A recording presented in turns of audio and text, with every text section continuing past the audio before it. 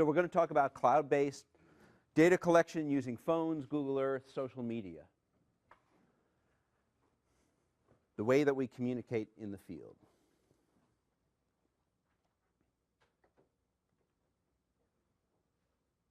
Okay, so 26 of you did it, some number of you didn't, right? When we go on reconnaissance efforts in the US, typically everyone's prepared. It's quite good. But if you find yourself on a reconnaissance in Chile, in Japan, in Taiwan, whatever, you'll be working with local people who don't have this culture that GEER has developed, and they will arrive in the field with a pad of paper and a pencil. And we have a very difficult time trying to get useful information easily out of those kind of results into our report. So you really do want to have the ability to geotag, get a track log, SMS text, email, connect to a social media group. Today we're going to use Google+. There's no reason why Google+ is the best thing. It might not be. And a month from now, then we might want to go with another. But you saw how quickly you could join one. We could easily join another if it turns out it's beneficial to us to do so. All of this is great here, but I'm sure somewhere up around the Oso landslide you couldn't use your cell phone. And it turns out when we're in activities that are away from normal cellular communications, walkie-talkies and that ability to communicate with one another as we're working in different parts of the study area are still valuable. So there's still a place, there's still a big place for old technology to make its way into a reconnaissance. So don't forget about things like walkie-talkies or whiteboards, which we'll use this afternoon. The biggest problem with our cell phones is they run out of batteries, right? They're lightweight, and we have to charge this thing 2 or 3 times a day to make it through the day. It's terrible. But there are great products available to you, and you should not wait until the reconnaissance to buy these. So these are so many hundreds or 1,200 milliamp batteries, and you can have several of these, and you can survive 24 hours without a recharge. Okay, so this is just something you would recharge your phone throughout each day as you needed to do so. You could also have, for example, car chargers and USB ports, right? It's becoming quite common, so get yourself ready now. Don't get yourself ready at the time of the reconnaissance, and just have this waiting available for you to use. Your phone obviously could connect to Google+. That's great. So you're using the social media part of it. I'm one of these people, and I'm sure there's like half of the room, you're with me on this, love to dictate instead of type. So one of the big issues when we go on a reconnaissance is quite difficult to get all your notes down at a site because you're running out of daylight. You just have so much daylight to use. And the best way to do this is as you drive, just dictate using Siri or the program Dictate. So we've done a number of reconnaissance now where I have one of these Zoom digital recorders. And this thing I'll just wear around my neck. We're at a site, and instead of having 3 lines of notes, we'll have pages of notes because I'll record my observations. Then we'll all get in the car, and I'll pass this off to John Bray. And John, what did you see that was different from what I just said? And they'll say, well, actually, I saw some other things that were contradict what you say, and blah, blah, blah, blah, blah. And Scott would get in there and say, well, you know, I saw something that contradicts both of you, et cetera, or we have more observations. So you can actually have for each site this long list of observations that you cannot effectively write or type when you're on a reconnaissance because you're so time limited. So dictation is a critical way to improve on getting your information into the reconnaissance report. Okay, so on my phone, I just take screen grabs of this. I have a couple of pages that are just set up for reconnaissance. So I've got Google+ sitting over here On the left in Google Earth, coordinates allows me to text message to myself, Siri notes, and coordinates. Trail Tracker creates a Garmin-like track log using your iPhone or Android. And on the right are mapping tools, tools to plan out GPS data collection, other tools for recording location.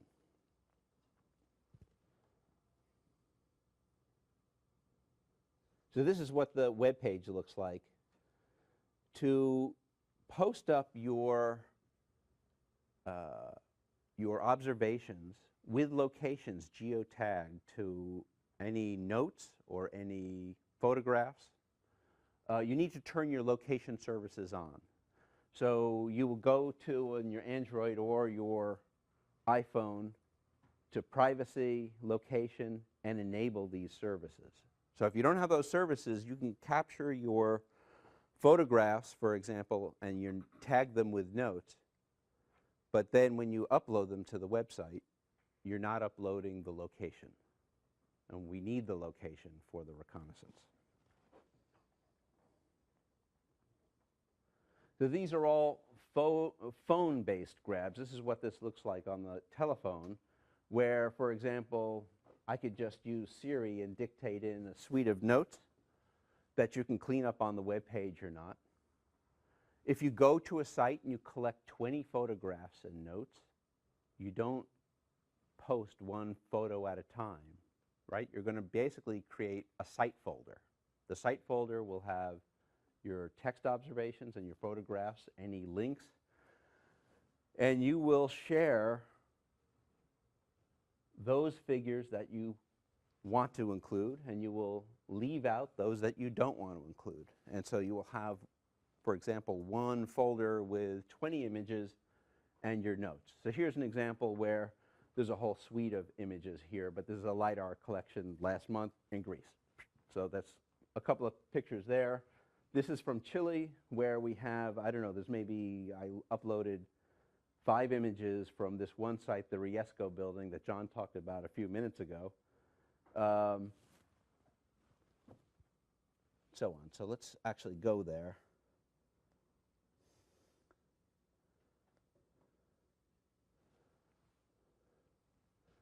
So we're at these sites, and so while I was sitting in the back of the room and Joe was talking, I took some pictures.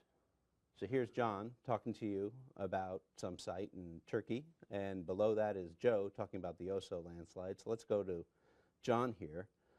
We have our text, and I've only put in one sentence, but you could put in pages of notes, and then you could put in as many photographs as you like. If you click on the photograph, okay, that's nice. It's full screen photograph, but on the right in photo detail is the location of this image, plus the GPS coordinates in latitude and longitude in decimal degrees, which is nice, the full-size image, and when the image was taken. Just like any kind of typical Google Map function, it'll give you, precisely where this was recorded. This is like a dream for reconnaissance reports. If Les Youd had this, just imagine what those reports would have been like. They're already fantastic. He would have been a god, if he had this. Unbelievable.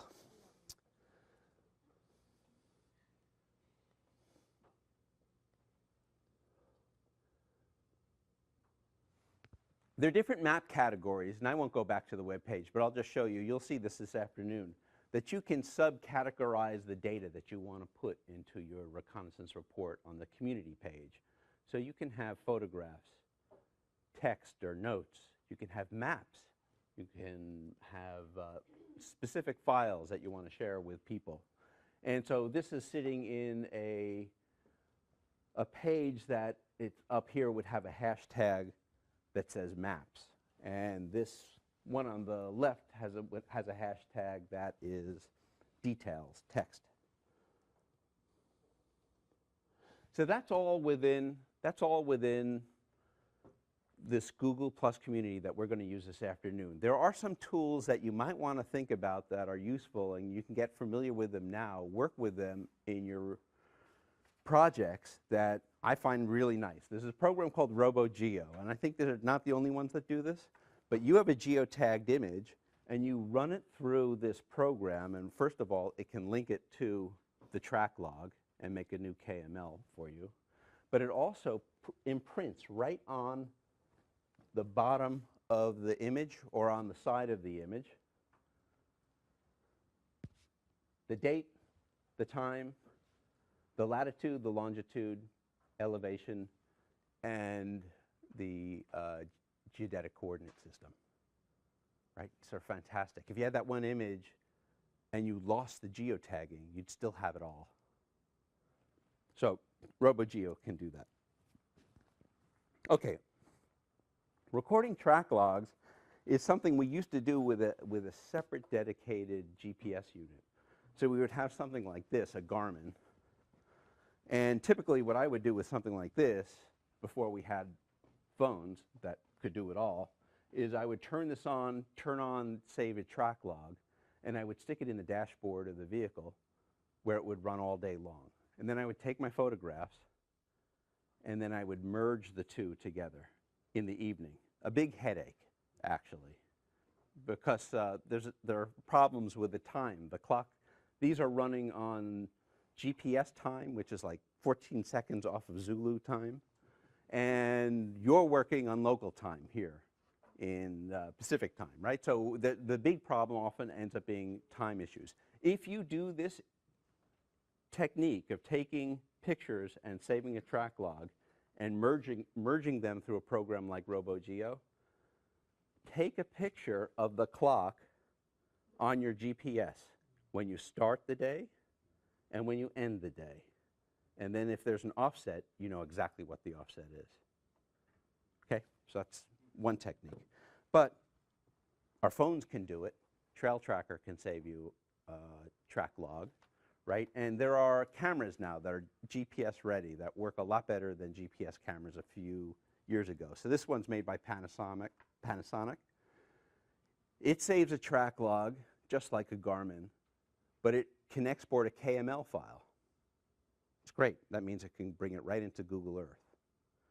And you can use any application to merge together your photos and the KML, and I'll show you how to do this. So the important thing is learn how to run track logs and to view them in Google Earth. Garmin does not produce a KML file, so you need an application that can do that, know how to do that. So I'm going to give you a very, very quick example on how to do that. So this morning we drove here from near the airport, and I took photographs that I downloaded. I'm not going to connect it to the computer. I've already done that. So basically I have a picture photo, picture folder, and then I link it to another folder, which is the KML folder. So this camera produced the KML, and it also produced the photographs, one device. So we're going to generate a KML, and let's see if we can find it. Workshop, photo folder, KMZ. So we'll leave Japan, and we're going to come to Seattle. This is this morning. We got up really early, like I think we started coming here at like 6:15 or so. And if we zoom in, we will see the pictures.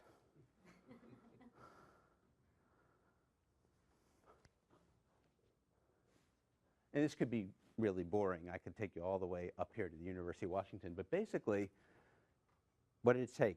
20 seconds. And we now have a KML file that has embedded links to photographs that are sitting in a folder. It has thumbnail images of those. And if you delivered that to the reconnaissance FTP site, you would deliver the whole package, right? Everywhere you went, when you caught the pictures, what you observed.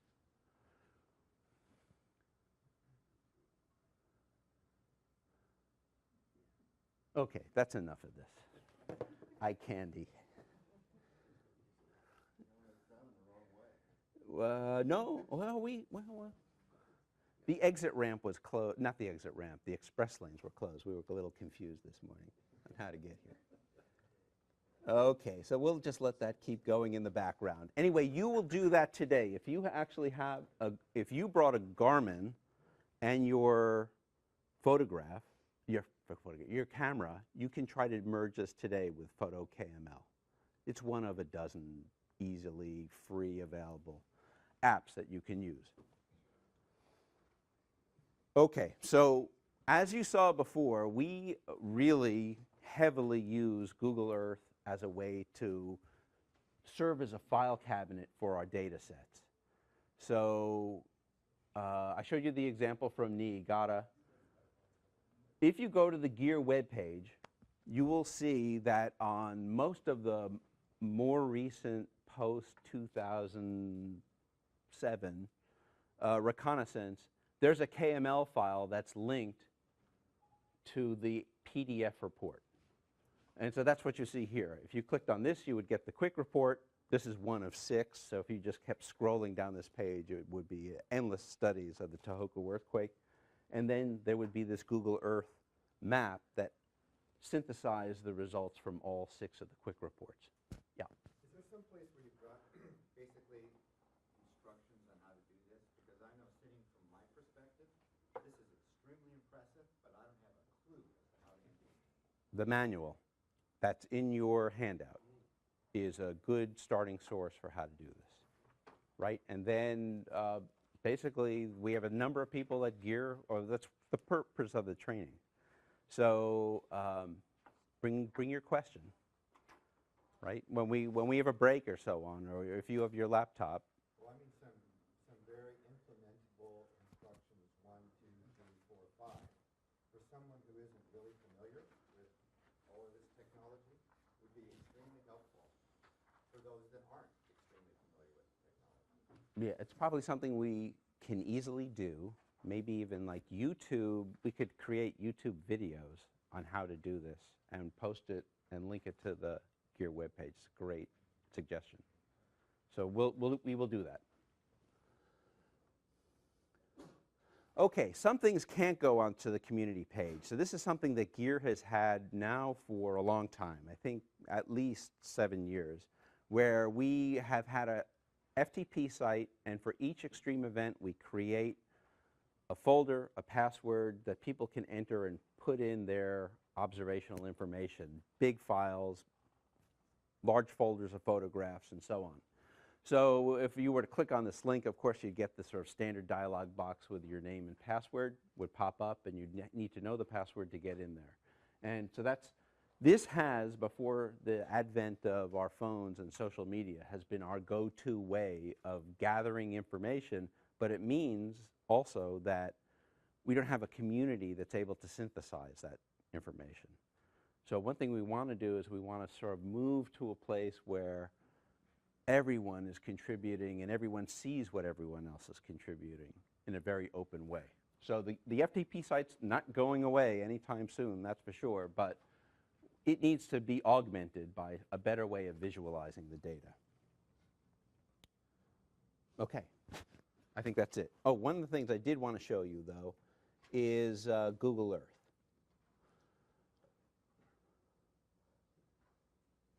So we'll go back to that Tohoku earthquake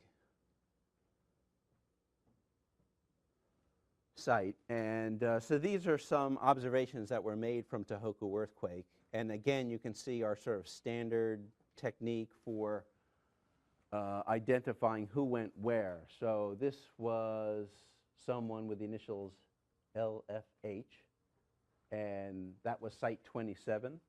And if you were to go to that site and click on it, you would still get the dialog box, the observations, the latitude, longitude, the imagery, right? The other thing you see here, this is quite interesting and very useful, and you should learn how to do, is how to build overlays into Google Earth, which is very easy. One thing I would tell you that though we will make some visual manuals for you to learn how to do this, Google's techniques that are written out in their help menus are really helpful for this. So here we have one layer intersecting with another, and that's what's creating this pattern. But basically, this is the geologic map of the Kanto region and where we visited around Tokyo. And you can see where the damage was relative to geologic units. This imagery that wants to poke through, I think, if we turned off the geology, is new imagery that's posted for certain areas of damage around Tokyo. And this, again, is a way that not only are we sort of synthesizing our data, but we can pull in data from meteorologic agencies or geologic agencies that are overlays where you don't have to do the work to drop your data onto other layers of information. The other information's out there. You just need to link to it on Google Earth. Learning how to do this is very powerful. It makes for a great contribution for reconnaissance. We're going to have a field exercise in the afternoon. Basically, what I'd like you to do is, we'll talk about it after lunch, is have your phone ready. We're going to talk about directly posting from your camera straight up to Google+, to our community. And we're going to start to populate, not a map like this, but the community page. All right? And then we'll talk about that after we do the field exercise. Any questions? Yeah. Do you use Google Earth Pro, or is this just standard Google Earth? This is standard Google Earth. So we do use Google Earth Pro, which is like a GIS. It is a GIS, so with limitations. But everything that I've shown you here can be done with the free version of Google Earth. Yeah. Okay. Yeah. So what you're doing a lot of this after the reconnaissance, like cataloging it in Google Earth. And I can understand why Google Earth is easier in the field, but maybe like you're saying Google Earth Pro. What about other softwares that are more capable than Google Earth, like that have more, I guess, depth to analyze things? We wanted to set the bar low. The important thing to remember is it's a reconnaissance, not the full-blown study that follows a reconnaissance. So for reconnaissance, we want people to be able to have access to software that's free, that's ubiquitous. It's on every computer. Everyone, if you sent a KML file to anyone in the room, they would know what to do with it. But some very sophisticated package that is expensive might create problems for that. So we've tried to move as much as we could to that low bar of joining in on a reconnaissance. Google Earth is not the best tool, but it's the most available tool that does the job. When we make these maps, it looks like we make these after the fact, but actually we've had some reconnaissance efforts where every day we create a new Google Earth map. Everyone who's out in different areas in the reconnaissance sends their track log and photos to the FTP site. This is how we used to do it. And then very quickly we would generate different KML files that we could bring in and visualize all simultaneously and see where people had gone. It turns out that's really useful, not only for what you see, but for what you don't see. So you might see, for example, that your whole reconnaissance efforts is occupying the southwest quadrant of a city, and you have big empty spaces that no one's driven to. And so by the third, fourth, fifth day of a reconnaissance effort, you might want to invest your energy in parts of the city where maybe the damage was not severe. There are not so many reports of damage, but you haven't been covering that area for that reason. And so that's one way that we fill the negative space, is to use the track logs to identify where we haven't gone.